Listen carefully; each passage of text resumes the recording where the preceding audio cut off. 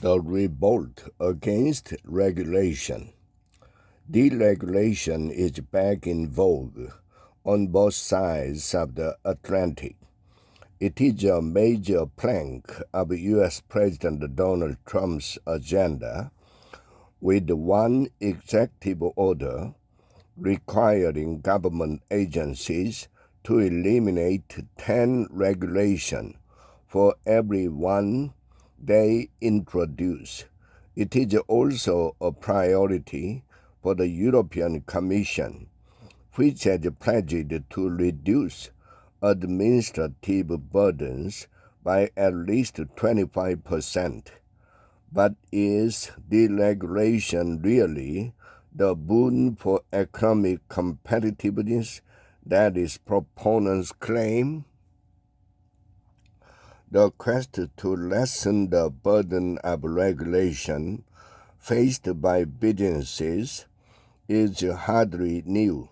Almost every U.S. president can claim to have taken steps to this end, but today's deregulatory zeal goes much further, fueled by the belief that despite the past efforts to reduce red tape, regulation has become increasingly cumbersome in recent years.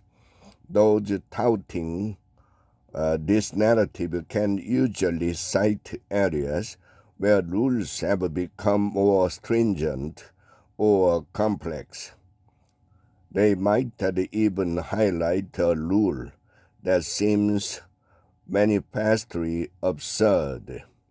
But while one can always find examples of burdensome regulation in a large, advanced economy, there is no evidence that regulation has become systematically heavier over the last decade.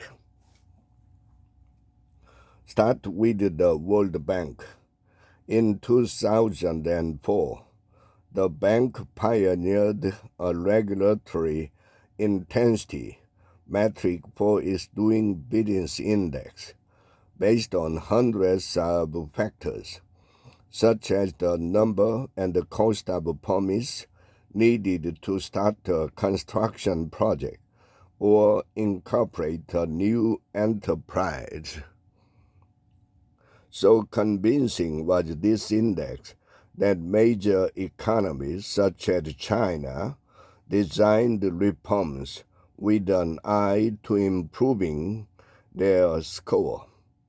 But the indicator eventually became a victim of its own success, with the emergence of data irregularities forcing the World Bank to abandon it in 2021.